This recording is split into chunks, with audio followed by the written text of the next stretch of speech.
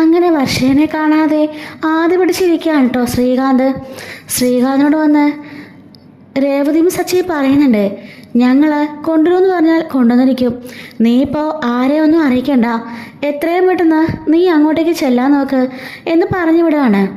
അങ്ങനെ അച്ഛനും അമ്മയും അതുപോലെ ശ്രുതിയും പിന്നെ ശ്രീകാന്തും അതുപോലെ രവീന്ദ്രനും എല്ലാം കൂടിയിട്ട് ആ ഒരു ഹോട്ടലിലേക്ക് ചെല്ലാണ്. അങ്ങനെ ഹോട്ടലിലേക്ക് ചെല്ലുമ്പോഴേക്കും ഈ സമയം രേവതിയും സച്ചിയും കൂടി വണ്ടിയും കൊണ്ട് നേരെ വർഷ അന്വേഷിച്ച് പോകുന്നുണ്ട് കേട്ടോ. അങ്ങനെ ആ ഒരു ഫംഗ്ഷനിലെത്തിയതിന് ശേഷം ശ്രീകാന്തിന് ഭയങ്കര ടെൻഷനാണ് കേട്ടോ. ടെൻഷൻ അടിച്ചുകൊണ്ട് അവിടെ ഇരിക്കുന്ന സമയത്ത് അങ്ങോട്ടേക്ക് സച്ചിയുടെ ഒരു ഫ്രണ്ട് വരുന്നുണ്ട്. എന്താണ് ടെൻഷൻ ചോദിക്കുമ്പം ശ്രീകാന്ത് സച്ചി ഇങ്ങനെ പോയെന്നുള്ള കാര്യമൊക്കെ പറയാണ്. ഞാനിതെല്ലാം അറിഞ്ഞായിരുന്നു, അതൊന്നും സാരമില്ല, നിന്റെ ഏട്ടൻ സച്ചിയില്ലേ പോയിരിക്കുന്നേ, കൂടെ രേവതിയുണ്ട്, പിന്നെ നീ എന്തിനാ പേടിക്കുന്നേ, അവർ വരുമ്പം വർഷയും കൊണ്ടേ വരുവുള്ളൂ. അല്ല, അവളുടെ സ്വഭാവം അങ്ങനെയാ, അവളെന്നെ ആകെപ്പാടെ തെറ്റിദ്ധരിച്ചിരിക്കുക, മിക്കവാറും അവൾ എങ്ങോട്ടെങ്കിലും പോയി കാണും, അവളുടെ സ്വഭാവത്തിൽ എനിക്ക് നല്ല പേടിയുണ്ട് എന്നൊക്കെ പറയുന്നുണ്ട് കേട്ടോ. അങ്ങനെ ഈ സമയം ചന്ദ്രൻ അങ്ങോട്ടേക്ക് വന്നിട്ട് ചോദിക്കുകയാണ്, എടാ വർഷ എവിടെടാ, എല്ലാവരും വന്നു, വർഷ മാത്രം കാണുന്നില്ല, എല്ലാവരും കണ്ടോ, ഓരോന്നൊക്കെ ഇപ്പോൾ പറഞ്ഞു തുടങ്ങും എന്ന് പറയുമ്പം എൻ്റെ അമ്മ അവൾ വരും, അവൾ എന്തോ അത്യാവശ്യമാണെന്ന് പറഞ്ഞ് പോയതല്ലേ എന്ന് പറയാണ് കേട്ടോ. ഇതേ സമയത്ത് മഹിമയും ഭർത്താവോട് വന്നിട്ട് അവിടെ ഇങ്ങനെ ആ ഒരു 5 സ്റ്റാർ ഹോട്ടൽ മതിയായിരുന്നു, ഇത് കൊള്ളില്ല എന്നൊക്കെ പറഞ്ഞ് രവീനെയൊക്കെ കളിയാക്കിക്കൊണ്ടിരിക്കുകയല്ലേ. ഈ സമയത്ത് അങ്ങോട്ടേക്ക് അച്ഛമ്മ വരുന്നുണ്ട്. എന്നിട്ട് പറയാണ്, ഇതുപോലെ നല്ലൊരു ഫംഗ്ഷൻ നടക്കുന്നുണ്ടല്ലോ എന്നോർത്ത് സന്തോഷിക്കുകയാണ് വേണ്ടത്, ആർഭാടത്തിലോ മറ്റൊന്നിലോ അല്ല കാര്യം. നിങ്ങളുടെ മകനും മരുമകനുമായിട്ട് ഐക്യമായിട്ട് സ്നേഹത്തോടെ ജീവിക്കുന്നില്ലേ, അത് അത്യാവശ്യം. പണ്ട് ഞങ്ങളുടെ കാലത്തൊന്നും എങ്ങനെയൊന്നും ഇല്ലായിരുന്നു, ഭർത്താക്കന്മാർക്ക് എന്നാ കല്യാണം കഴിഞ്ഞെന്ന് പോലും അറിയില്ലായിരുന്നു. പക്ഷേ ഇപ്പോഴത്തെ പിള്ളേർ അങ്ങനൊന്നും അല്ല, സ്വന്തം ഭാര്യയെ സന്തോഷിപ്പിക്കാനായിട്ട് അവർ അറ്റം വരെ പോകും. അതൊക്കെ കണ്ണിന് കുളിർമയുള്ളൊരു കാഴ്ചയല്ലേ, അത്രയും ദൂരം ഞാൻ വന്നതുപോലും അത് കാണാനാ. വെറുതെ ഇവിടെ കിടന്ന് ആവശ്യമില്ലാതെ വഴക്കുണ്ടാക്കാൻ നിൽക്കണ്ട. അന്നൊരു ഫംഗ്ഷന് ഇതുപോലെ തന്നെ പ്രശ്നം ഉണ്ടാക്കിയിട്ട് സച്ചി എന്താ ചെയ്തെന്ന് നിങ്ങൾ മറന്നിട്ടില്ലല്ലോ. രവീന്ദ്രൻ എന്തെങ്കിലും പറഞ്ഞാൽ സച്ചി അടങ്ങിയിരിക്കില്ല, സച്ചിയുടെ ജീവനാണ് രവി, അതുകൊണ്ട് നിങ്ങൾ ആവശ്യമില്ലാതെ പ്രശ്നം ഉണ്ടാക്കാൻ നിൽക്കണ്ട എന്ന് പറയുന്നുണ്ട് കേട്ടോ. അച്ഛമ്മയുടെ ധ്വനിയിൽ ചെറിയൊരു ഭീഷണിയുടെ സ്വരമുണ്ടല്ലോ, അതുകൊണ്ട് തന്നെ അവർ മിണ്ടാതെ പോയി ഇരിക്കുകയാണേ. മഹിമ പറയാണ്, മിണ്ടായിരുന്ന പോരായിരുന്നു, വെറുതെ ആ തള്ളയുടെ വായിന്ന് കേൾപ്പിച്ചില്ലേ. ഓ തള്ള വന്നിരിക്കുന്നു, അവരാരെന്നവരുടെ വിചാരം എന്ന് പറയുന്നുണ്ട്. അതെ, സച്ചിയുടെ അച്ഛമ്മയാ, സച്ചിയുടെ തനിപ്പകർപ്പാ, അല്ല അവർ തനിപ്പകർപ്പാ സച്ചി, അതുകൊണ്ട് അവരെന്നാലും കിട്ടും, മിണ്ടാതിരിക്കുക എന്നൊക്കെ പറയാണ്. എല്ലാവരും വന്നിട്ട് വർഷയുടെ ചോദിച്ചുകൊണ്ടിരിക്കുകയാണേ. അപ്പോൾ അഡ്ജസ്റ്റ് ചെയ്യാൻ വേണ്ടിയിട്ട് ശ്രീകാന്ത് പറയാണ്, എല്ലാവർക്കും ഒരു സർപ്രൈസായിട്ട് എൻ്റെ അമ്മയുടെ ഒരു ഡാൻസ് ഉണ്ട് ഇവിടെ എന്ന് പറയുന്നുണ്ട് കേട്ടോ. അപ്പോഴേക്കും അയ്യോ എൻ്റെ ഡാൻസോ എന്നൊക്കെ പറഞ്ഞ് ഭയങ്കര സന്തോഷത്തിൽ അവിടെ ചന്ദ്ര കയറുന്നുണ്ട് കേട്ടോ സ്റ്റേജിലേക്ക്. അങ്ങനെ അവിടെ ഒന്ന് ഡാൻസ് കളിച്ചുകൊണ്ടിരിക്കുകയാണ്. ഈ ഒരു സമയത്ത് സച്ചി രേവതിയും കൂടെ കൂടിയിട്ട് അവൾ ഡബ് ചെയ്യുന്ന സ്റ്റുഡിയോയിലേക്ക് പോയി നോക്കുന്നുണ്ട്.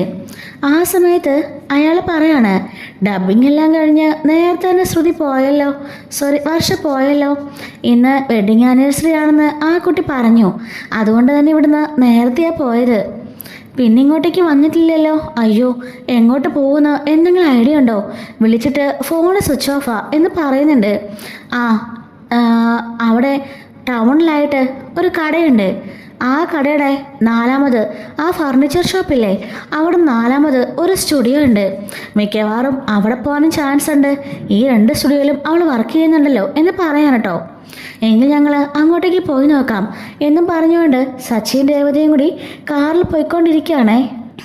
ഈ സമയത്ത് സച്ചി പറയാണ്, ഈ വർഷയുടെ സ്വഭാവമായിട്ട് ഒന്നും പറയാൻ പറ്റില്ല, ഇനി ചിലപ്പോൾ അല്ല നമുക്ക് പോയി നോക്കാം, ആ സ്റ്റുഡിയോയിൽ വർക്ക് ചെയ്യുന്നുണ്ടെന്ന് നിനക്കറിയായിരുന്നോ, എന്നോട് പറഞ്ഞിട്ടുണ്ട്, ഇത് എക്സ്ട്രാ വർക്ക് വരുമ്പം അവൾ പോകുന്നതാ, ഇടയ്ക്കിടയ്ക്ക് പോകാറുള്ളൂ, എന്തായാലും നമുക്ക് അങ്ങോട്ടേക്ക് പോയി നോക്കാം.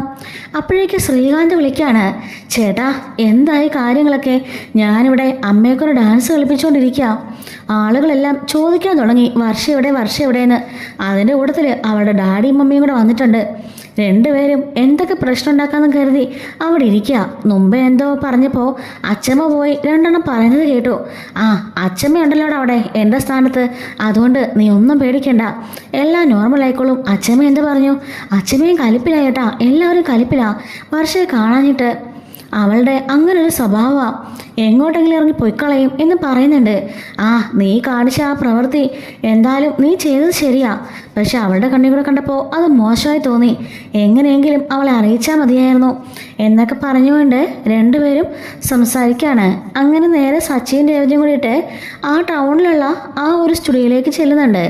അവിടെ ചെല്ലുമ്പം അവിടുത്തെ ഒരു ലേഡി വരുന്നുണ്ട്. വർഷയെക്കുറിച്ച് അന്വേഷിക്കുമ്പം അയ്യോ ഇവിടുന്ന് 1 മണിക്കൂർ മുമ്പേ പോയല്ലോ. ആണോ? ആ അത് പിന്നെ ഫോൺ വിളിച്ചിട്ട് സ്വിച്ച് ഓഫാ. ഇന്ന് ആ കുട്ടിയുടെ വെഡ്ഡിങ് ആനിവേഴ്സറി അല്ലേ, അതും പറഞ്ഞുകൊണ്ടായിരുന്നു കുട്ടി പോയത് തന്നെ. അറിയില്ല, പിന്നെ ഇങ്ങോട്ട് വന്നുമില്ല, വിളിച്ചിട്ടും ഇല്ല. ആ പിന്നെ ഏതൊരു വക്കീൽ ഓഫീസിലേക്ക് പോവാണെന്നിങ്ങനെ ഫോണിൽ പറയുന്നത് കേട്ടു. വക്കീൽ ഓഫീസിലേക്കോ? എന്തിനാ? അതൊന്നും എനിക്കറിയില്ല, അങ്ങോട്ടേക്ക് പോവാണെന്ന് പറഞ്ഞാൽ പോകുന്നത് കണ്ടത് എന്ന് പറയുന്നുണ്ട്. എന്നാൽ ശരി, നന്ദിയുണ്ടെന്നും പറഞ്ഞിട്ട് അവരോട് നേരെ വണ്ടിയിൽ കയറാണ്. അല്ല സച്ചേട്ടാ, ഇപ്പോൾ എന്തിനാ വക്കീൽ ഓഫീസിലേക്ക് പോണത്? അതിൻ്റെ ആവശ്യം എന്താ ഉള്ളേ? അവിടെ അത്രയും ഫംഗ്ഷൻ റെഡിയാക്കി ആളുകളെല്ലാം നോക്കിയിരിക്കുമ്പോൾ വർഷ ചെയ്യുന്നത് വല്ലാത്ത കഷ്ടമാണ്. അപ്പോൾ സച്ചി പറയുന്നുണ്ട്, എനിക്കൊരു കാര്യം തോന്നുന്നു, ഇനി മിക്കവാറും വർഷ ഡിവോഴ്സിന് അപ്ലൈ ചെയ്യാൻ പോയതാണോ? ഡിവോഴ്സോ? സച്ചിൻ എന്തൊക്കെയാണ് പറയുന്നേ? ഇത്രയും ചെറിയ കാര്യത്തിന് ആരെങ്കിലും ഡിവോഴ്സ് ചെയ്യോ?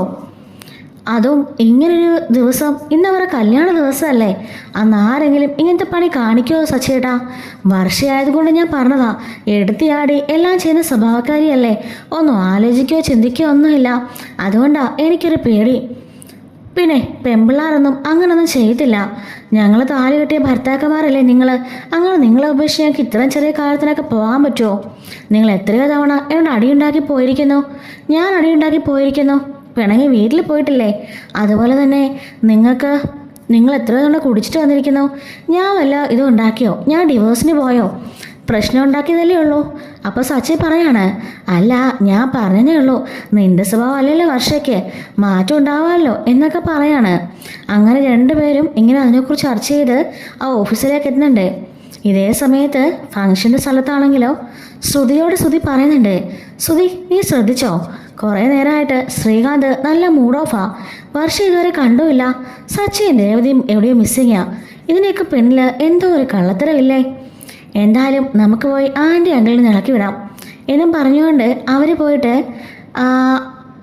രവിയോടും ചന്ദ്രനോടും പറയാണ്, അല്ല വർഷ എവിടെ പോയ ആൻറ്റി? ഇത്രയും നേരമായല്ലോ, ഈ ഫംഗ്ഷൻ വർഷയുടെ അല്ലേ, വർഷയിലൂടെ ആദ്യം കാണേണ്ടത്.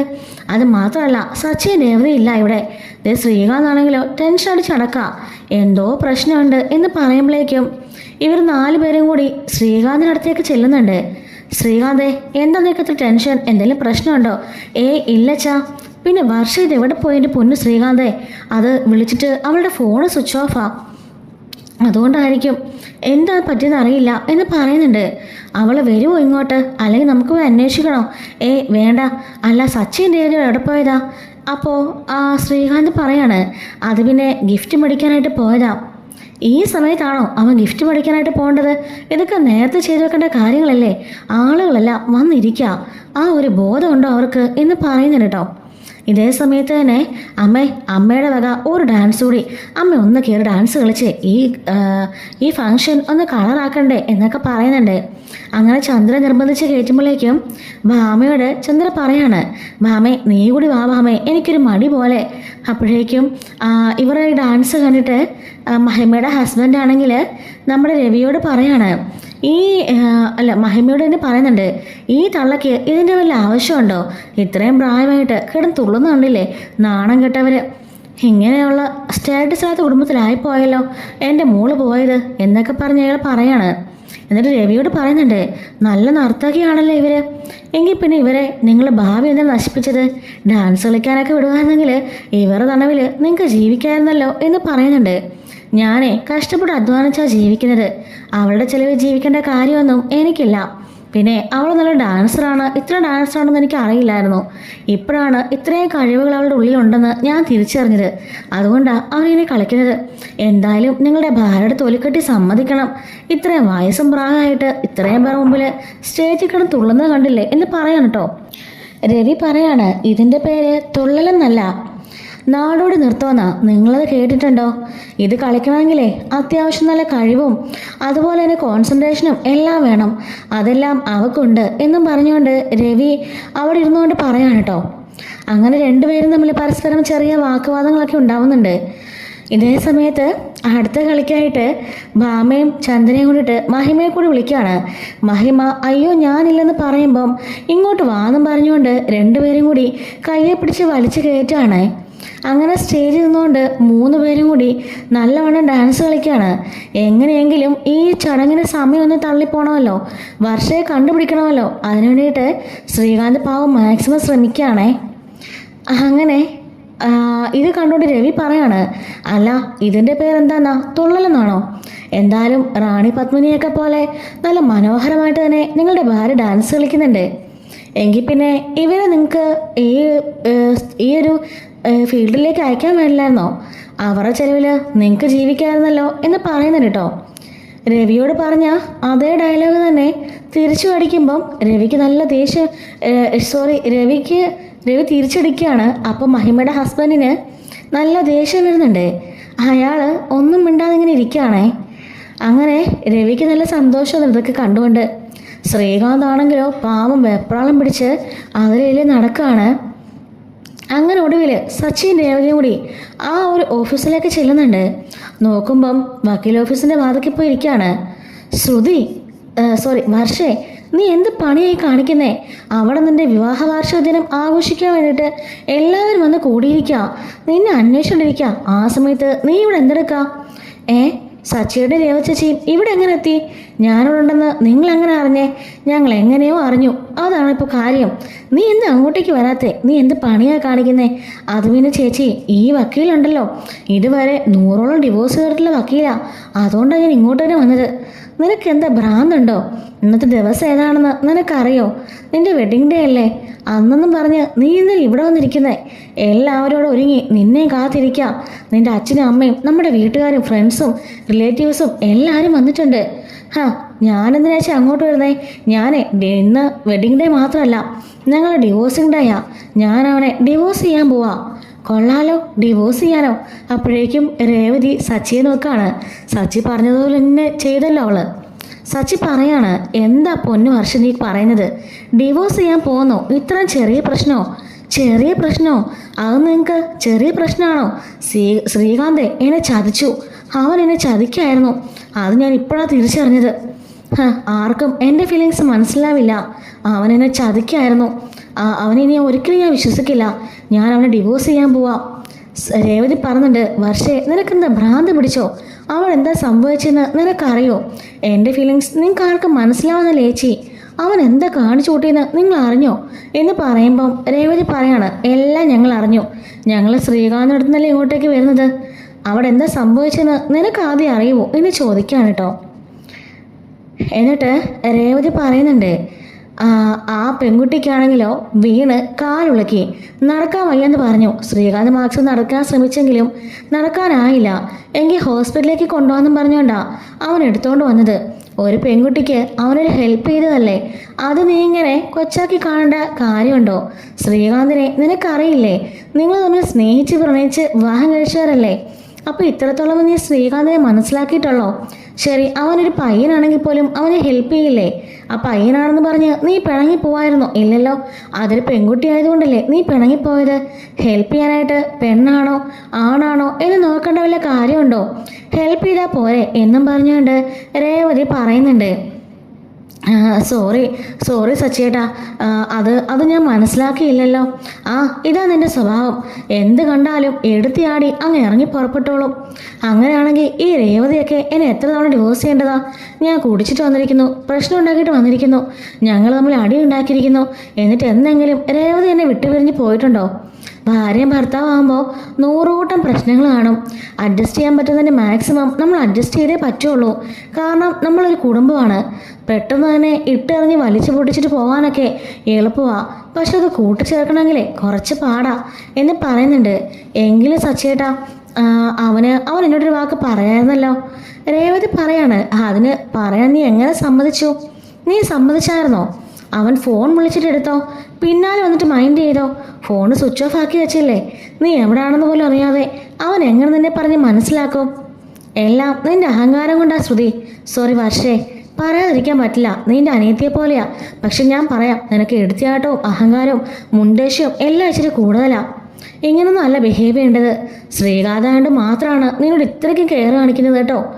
അപ്പം വർഷ പറയാണ്, അയ്യോ സോറി ചേച്ചി, ഞാനൊന്നും അറിഞ്ഞില്ല, അതുകൊണ്ടല്ലേ. ഇനി പറഞ്ഞിട്ടൊരു കാര്യമില്ല, അവിടെ ആകെപ്പാടെ വിഷയമാകും. നിന്നെ കാണാതെ അവിടെ എൻ്റെ അമ്മയുടെ ഡാൻസ് കളിപ്പിച്ചുകൊണ്ടിരിക്കുക എല്ലാവരും കൂടി. ഇനിയും ചെന്നില്ലെങ്കിലേ വലിയ വിഷയമാകും എന്ന് പറയുന്നതിന് കേട്ടോ. അങ്ങനെ വർഷയും സച്ചിയും രേവതിയും കൂടി അവിടെ നിന്ന് ഇറങ്ങുമ്പം സച്ചി പറയുന്നുണ്ട്, നമുക്കെന്തായാലും ശ്രീകാന്തിനെ വിളിച്ച് കണ്ടു കിട്ടിയെന്ന് പറയാം. അയ്യോ സച്ചിയേട്ടാ, അത് വേണ്ട, നമുക്കൊരു സർപ്രൈസ് സെൻറ്റർ കൊടുക്കാം. കൊള്ളാം. അപ്പോൾ വർഷ പറയുന്നുണ്ട്, അവൻ കുറച്ച് നേരം കൂടി ഇന്ന് ടെൻഷൻ അടിക്കട്ടെ.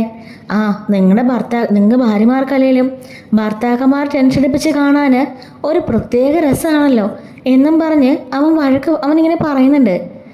അങ്ങനെ വർഷയും രേവതിയും സച്ചിയും കൂടെ കൂടിയിട്ട് നേരെ ഫംഗ്ഷൻ നടന്ന സ്ഥലത്തേക്ക് പോവാണ്.